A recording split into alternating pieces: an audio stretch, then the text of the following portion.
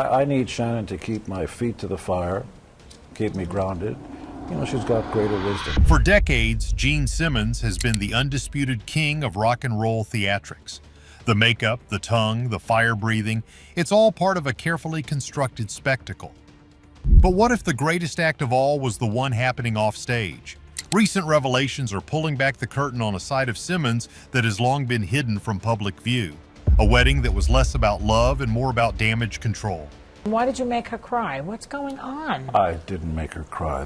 Hardly ever. We belong together, and the fact that she stuck by me, warts and all, for 28 years. Don't call them warts, they're people. A son's career marred by accusations of creative theft and a history of interactions with women that are now being re-examined in a new and disturbing light. To put it mildly, the demon is facing an exorcism of his own. The I Do deception. The year was 2011, a year that for many Gene Simmons fans marked the end of an era. After 28 years of a famously unconventional relationship, the rock legend finally tied the knot with his longtime partner, Shannon Tweed. On the surface, it was a fairy tale ending, a rock and roll romance culminating in a lavish ceremony. But not all things are what they seem. You've been in relationships with some famous women. You've dated some of the biggest superstars of all time. Anything you can share with us about Cher? Oh, she's a wonderful lady. Loving mother, caring. She's wonderful. You see, newly unearthed footage from their reality show Gene Simmons' Family Jewels tells a different story. A story of a wedding that was less a celebration of love and more a desperate act of damage control. What the cameras captured was a family in crisis, a relationship on the brink of collapse, and a wedding that was, to put it mildly, a strategic move to salvage a reputation that was hanging by a thread. The thing nobody tells you is that a wedding ring can be a very effective tool for public relations. The show, which had been a fly-on-the-wall look at the Simmons family, had inadvertently become a chronicle of its own demise. The cracks in the facade were beginning to show, and the carefully curated image of a happy, albeit unconventional family was starting to crumble. The wedding, it now seems, was a last-ditch effort to put a positive spin on a situation that was rapidly spiraling out of control. Many people are crazy about the idea of a rock and roll wedding, but what if the reality is far less glamorous?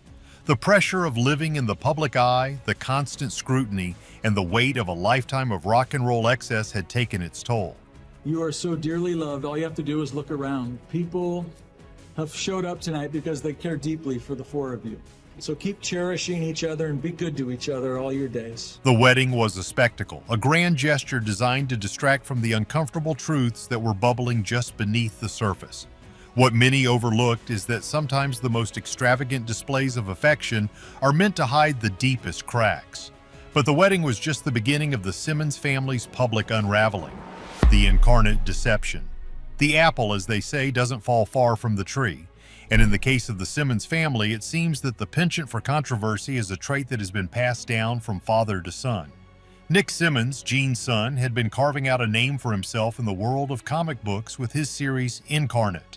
The book was a hit, and it seemed that Nick was poised to step out of his father's long shadow and become a star in his own right. But then the whispers started, whispers that soon grew into a roar of accusations. Nick Simmons, it was alleged, had not created Incarnate out of whole cloth. Instead, he had lifted characters, plot points, and even entire panels from the popular Japanese manga Bleach. The evidence was damning. Side-by-side comparisons of Incarnate and Bleach showed striking similarities, too many to be dismissed as mere coincidence. The comic book world was in an uproar. Nick's publisher, Radical Comics, was forced to halt production of the series, and Nick himself became a pariah in the industry. The scandal was a major blow to the Simmons family's reputation, and it raised uncomfortable questions about the ethics of the entire clan. Was this a case of a young artist making a foolish mistake, or was it indicative of a deeper, more troubling pattern of behavior? The thing nobody tells you is that in the world of creative arts, plagiarism is the ultimate sin. It's a betrayal of the audience, a violation of the trust that exists between creator and consumer. And for a family that had built its empire on the power of its own image and brand, the accusation of theft was a devastating blow. What many overlooked is that the shadow of a famous father can be a difficult one to escape.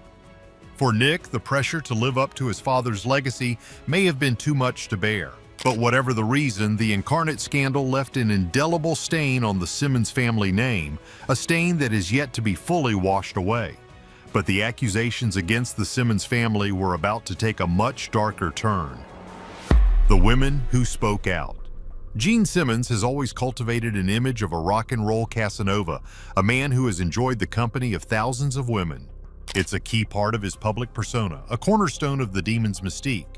But in recent years, a different narrative has begun to emerge, one that paints a much more disturbing picture of Simmons's interactions with women. In 2025, legal documents came to light that mentioned incidents involving female employees. While the details of these incidents remain largely under wraps, they have added to a growing chorus of voices from women who have come forward with their own unsettling stories about the rock legend. You moved me, not just with your gyrations and so on, but your beautiful face. One of the most high-profile of these incidents occurred in 2024 during Simmons' appearance on the popular television show Dancing with the Stars. During a segment, Simmons made comments about the female dancers that were widely condemned as creepy and inappropriate. He later defended his remarks, but the damage was done. The incident, combined with the allegations from former employees, has led to a re-examination of Simmons's long history of outrageous and oftentimes misogynistic behavior. What was once dismissed as rock and roll excess is now being seen in a new, more critical light. The thing nobody tells you is that power can be a dangerous aphrodisiac. For a man like Gene Simmons, who has spent his entire adult life in the spotlight, the lines between what is and isn't acceptable behavior can become blurred. And for the women who have found themselves in his orbit, the power dynamics can be incredibly intimidating. What many overlooked is that the rock and roll lifestyle, with its culture of excess and its oftentimes predatory nature, can create an environment where women are seen as objects, not as people. The accusations against Gene Simmons are a stark reminder that even our heroes can have feet of clay. But the controversies surrounding Gene Simmons were not limited to his personal life. The ultimate ripoff. Gene Simmons has never been shy about his love of money. In fact, he's made it a central part of his brand. The Kiss empire, with its endless stream of merchandise and its savvy business deals, is a testament to Simmons's financial acumen. But in April of 2025, many fans felt that the demon had finally gone too far.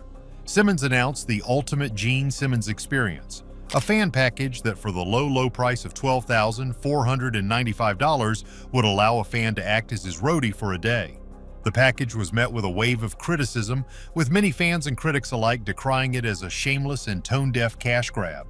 The backlash was swift and fierce. In a world where many people are struggling to make ends meet, the idea of paying over $12,000 to be a rock star's glorified gopher struck many as obscene. The incident fueled accusations that Simmons had become so consumed by his own wealth and fame that he had lost touch with the very people who had made him a star in the first place, his fans. The controversy was further compounded by the fact that just a month earlier, several dates on his solo tour had been canceled due to low ticket sales. To many, it seemed that Simmons was more interested in lining his own pockets than in giving his fans a show worth their hard-earned money. The thing nobody tells you is that there's a fine line between being a savvy businessman and being a greedy opportunist. And in the eyes of many, Gene Simmons had crossed that line. The ultimate Gene Simmons experience was a public relations disaster, a rare misstep for a man who has always been a master of self-promotion. What many overlooked is that even the most loyal fans have their limits. He's an amazing person. He's got a good heart, he's got a good soul, he's a family man, and he knows and loves rock and roll. And when it comes to feeling like they're being taken for a ride, they're not afraid to make their voices heard. The incident was a wake-up call for Simmons, a reminder that even the demon is not immune to the court of public opinion. But the controversies were about to get even more political. Trump Tango. In August of 2025, the world of rock and roll was rocked by an announcement that on the surface should have been a moment of pure celebration. Kiss, the band that had defined theatrical rock for half a century, was set to receive the prestigious Kennedy Center honors. This is no ordinary award, it's the pinnacle of cultural achievement in America, a recognition of a lifetime's contribution to the arts. For any other band, this would have been a crowning moment, a final validation of their legacy. But for Kiss, and especially for its outspoken frontman Gene Simmons, it became a political firestorm. The reason was simple. The award was to be presented by then-President Donald Trump. You see, this wasn't just a matter of political preference, it was a matter of public record. For years, Gene Simmons had been a vocal and often harsh critic of Trump. He had publicly questioned his policies, criticized his leadership style, and made it clear that he was not a supporter. So, when the news broke that Simmons and his band would be standing on stage, smiling and accepting an award from the very man they had once so openly condemned, the backlash was immediate and brutal. To many, this was not just a handshake. It was an act of blatant hypocrisy, a shocking betrayal of everything Simmons had claimed to stand for. The controversy ignited a firestorm of debate that spread like wildfire across the internet. The Kiss Army, one of the most loyal fan bases in music history, was suddenly a house divided. Was Simmons a complete sellout, a man willing to toss aside his stated principles for a shiny medallion and a photo op in the White House? Or was he a pragmatist, an artist capable of separating the honor of the award from the individual presenting it? Simmons, never one to shy away from a fight, went on the defensive. He argued that the award was about honoring the institution of Kiss and its 50-year legacy, not about endorsing a politician. But his explanations did little to quell the outrage. The incident drove a deep wedge between Simmons and a significant portion of his fan base who felt that their hero had traded his rock and roll rebellion for a seat at the establishment's table. The thing nobody tells you is that this controversy cut deeper than just politics. It struck at the very heart of what rock and roll is supposed to represent. From the protest songs of the 1960s to the punk rock fury of the 80s, rock music has always been the voice of the counterculture, a defiant roar against the man. So we were the very last band to play at the Fillmore East before it was closed, and ours was a PR kind of coming out for the media. And we played there, put on our own makeup and everything. And I wanted my mother to be proud. Kiss, with their loud music, monstrous stage personas, and pyrotechnic-filled shows, were seen as the ultimate rebels. They were the band your parents warned you about. And for many of those longtime fans, seeing Gene Simmons, the fire-breathing demon, standing alongside a figure who represented the very establishment they were meant to be fighting against, felt like the ultimate betrayal of that rebellious spirit.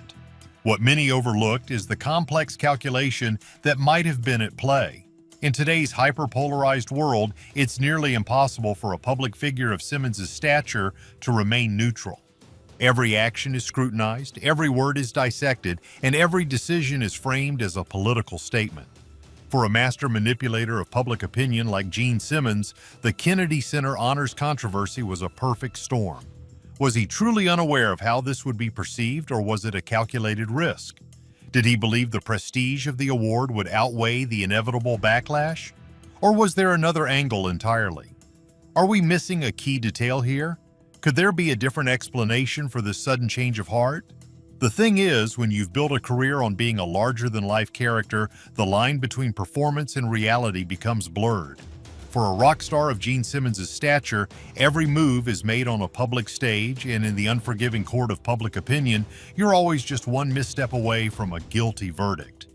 Is Gene Simmons a misunderstood genius or a master manipulator? The answer, it seems, is as complex as the man himself. What do you think? Let us know in the comments below, and don't forget to like and subscribe for more shocking revelations.